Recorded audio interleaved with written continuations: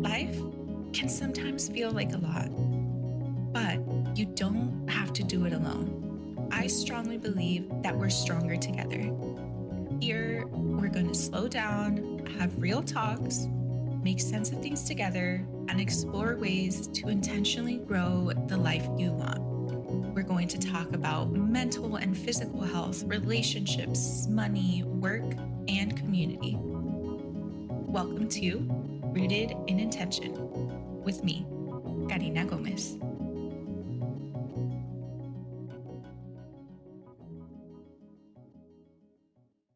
Hi, everyone. Welcome to another episode of Rooted in Intention. I really appreciate you tuning in.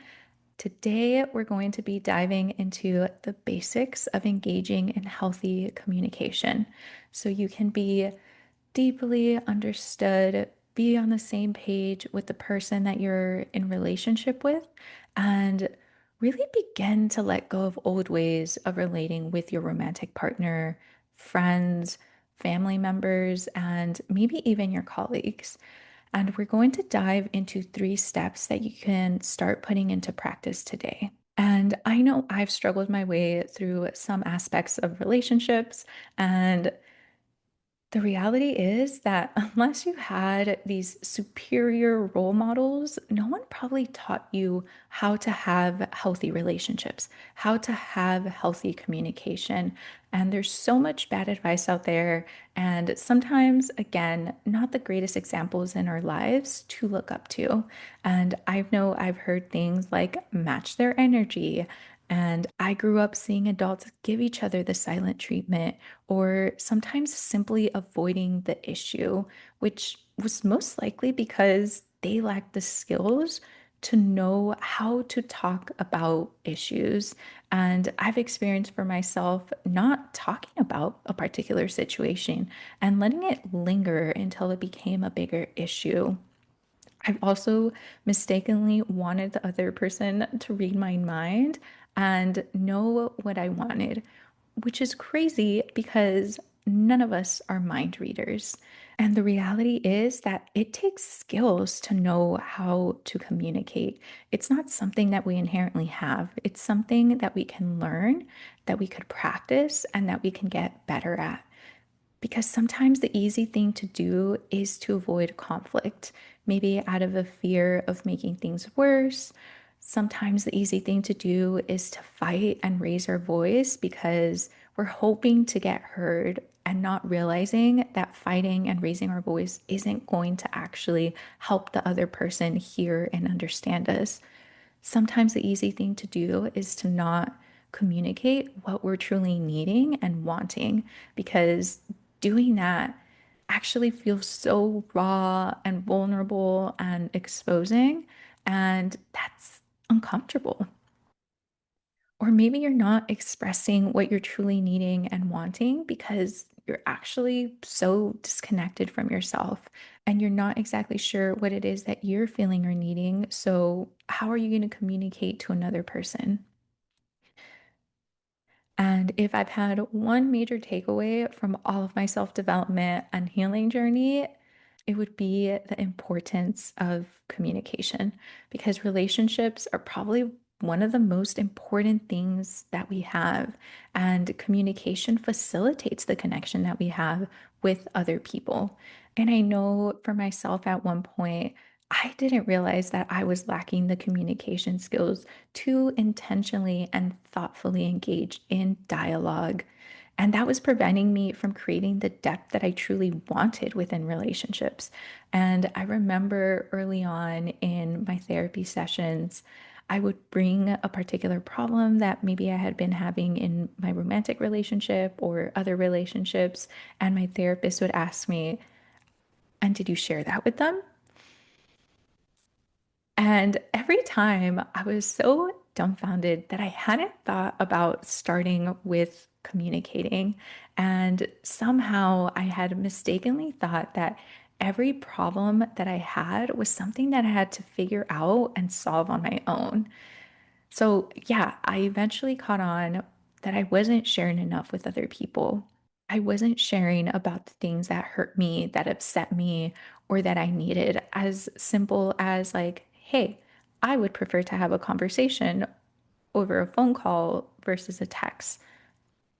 It was such little things like that where I was just like, wow, in hindsight, these would have been very simple to implement. And it's because of that that now I want to share these 3 steps that you can put into practice to have healthier communication. But before I dive into the 3 steps, I want to share one of the things that was playing out in the background for me, in case it might be playing out in the background for you too. And that was that I had a lot of discomfort around anything that I perceived as confrontation or anything that could possibly be an argument. And I shared this in previous episodes, but essentially, whenever I had something that I wanted to bring to my partner and the conversation got going, I usually got to the point where I started crying. And that was essentially my fight, flight, or freeze response kicking in, meaning that my nervous system was dysregulated. And that was one of those things that I had to really just do some trauma healing and build the capacity to be able to show my body that having these conversations were safe. For me, that dysregulation looked like crying, but it can also look like other things. It could also look like you shutting down and not being able to engage in conversation because you're feeling overwhelmed. It could also look like you getting defensive when your partner brings up things to you. So, those are just some things to consider if maybe you are also prone to get dysregulated when you have conversations with your partner that you might be perceiving as confrontation or an argument. I would say before starting the 3 steps, step number 1 would really be about emotional self regulation. There's a lot of tools out there. It's something that you get support through in therapy as well. So, just something to consider. Okay, so now with that, let's dive into the 3 steps that you could put into practice to start having healthier communication. And step number 1 is to know yourself first. And this is because the relationships that we have with others actually start with the relationship that we have with ourselves. So it's going to be really important for you to be tuning in and knowing what is going on in your inner world. And some questions for you to consider are, how are you feeling? How are you truly, truly feeling? Are you feeling angry, sad, overstimulated, understimulated, overwhelmed, alone? Are you feeling neglected? What is it that you're needing? And can you meet your own needs first? And then, do you want to invite your partner to meet your needs? And some of these things might be like, are you needing reassurance? And that's one of those things where you can actually start meeting that for yourself first. And it can involve healing your inner child and letting your inner child know that they are loved and that they are cared for. And then once you've done that, then you can go in and invite your partner to help meet your needs as well. And maybe it's letting them know that you would really appreciate hearing them say, I love you, or give you a nice big hug. Are you needing some transparency around a situation that maybe seems a little bit sketchy to you, but you don't quite know all of the details? So that's one of those things where you ask your partner if they can offer some clarification around a particular situation. Are you needing connection? And again, that's one of those things where you can start meeting your need first by doing some inner child healing and going inward and thinking of the ways that you already have connection, connection to family, connection to friends, connection to yourself. And then going over and inviting your partner to help meet that need as well. Maybe planning for a date night, maybe having a phone call, maybe hanging out in each other's company while you each do your thing. Are you needing space? And if so, that's something that you can easily communicate with your partner first so they know where you're at and what you're needing. And then you go and take that space for yourself.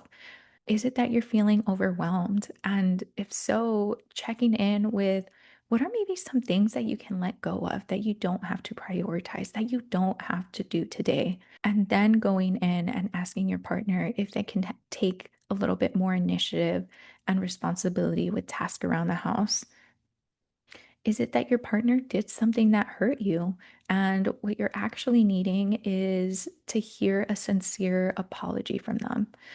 So once you've gotten clarity around what it is that you're feeling and what you're needing, then that's when we can move into step number two, which is to now communicate and share how a particular situation made you feel and what it is that you're needing. And as part of this, I think it's going to be very valuable in order for you to check in with your partner and see when is a good time to talk. And it could be as simple as saying like, "Hey, I have some thoughts and feelings about this particular thing. Is right now a good time to share more with you?" And if right there and then is a good time to chat, then good. And if they say like, "Hey, I actually have a lot on my mind. Let's actually check in later today." Then checking in later today is going to be better for the both of you. One, because they're going to be able to show up more fully. And two, you're making it more likely that they're going to be open and receptive to hearing and understanding where you're coming from. And then once you're there having that conversation, I really want you to consider sharing how you're feeling about a particular situation first, and then diving into what it is that you're needing. So this could sound something like, "Hey, I've been feeling really underappreciated, and I feel so valued and cherished and loved when I receive flowers. I don't know what it is about it, but it really fills my cup." Do you think that's something that you would be able to do more regularly? And do you see how honest and direct that is? And this might be a little bit different than how you oftentimes bring things into conversation, but again, the more you practice, the easier it gets. So, with that, that brings me to step number three, and that is to treat the conversation as a collaborative process. Because the point of sharing isn't for the other person to comply, but it really is an invitation. Because again, the person that you're talking with, they are their own person, and you're still your own person and responsible for meeting your own needs. But at the end of the day, we're social creatures, and realistically, we're meant to help each other meet our needs as well. So hopefully, the person loves you and they want to help meet your needs as well. So, with that, also consider that the way that the conversation ends up unfolding is also feedback for you. Is the other person able to show up in conversation with you? Is the other person able to engage in respectful conversation with you and really hear you out? These are all really important things that are going to come out of that process. So, again, to summarize, the three steps are one, to know yourself first and to check in about how are you feeling? What are you needing? Can you meet your own needs first? Do you want to invite your partner to meet your needs? Number two, once you've checked in with yourself, then that's when you communicate and you share how a particular situation made you feel and what it is that you're needing. And then step number three is to remember to treat the conversation as a collaborative process. Okay, so to truly highlight why direct, honest communication is the way to go, let's dive into an example and compare some options of how you might react in a particular situation. Okay, so imagine that you're upset because you wanted to spend some quality time with your partner and you wanted to connect, but neither of you guys made plans. I want you to just take a moment. How would you react in that scenario? So, one way that you might react to this is to just not say anything. But I really want you to think about what is the result then? Maybe, or maybe not, the other person makes plans. If they make plans, yay, win win for the both of you. You guys get to spend quality time together. If they don't make plans, I can almost bet you that the most likely scenario is that you're going to be a little bit upset and possibly resentful. And if that happens enough times, particularly over a prolonged amount of time, that resentment is only going to grow and it's going to cause a splinter within the relationship. Now, another way that you might react is also maybe a little passive aggressively drop hints and hope that the other person catches on. And again, you kind of end up on a coin toss. The other person, maybe they catch on and you guys end up spending some quality time together. Yay, win-win. But then the other scenario is that the person doesn't catch on to your hints because no one is a mind reader. And again, you end up with possibly some resentment or just hurt on your end. Now, option C, which I think is the better option, and that involves going through the 3 steps that I mentioned before. Step one, checking in with yourself. So, kind of from the scenario, you kind of already get that you're feeling maybe upset and that you're needing to spend some quality time with your partner and connecting. So, step number two is actually communicating that directly, right? And that could be something like saying, "Hey, I've been missing us time. I'd love for us to spend some quality time together without distractions. What do you think about date night, Friday night?" And then three, allowing for the conversation to unfold. And with that, you've made it very clear and very direct what it is that you're needing. And the other person isn't having to jump mental hoops, and the other person isn't having to read minds, and there are no games. Don't you think that's such a better model for how to engage and communicate with your partner? And again, this can even be applied to the opposite situation. Maybe the case is that you're actually needing some space. So again, you can say nothing. You can drop hints and hope that the other person catches on. Or you could put the 3 steps into practice. And again, check in with yourself.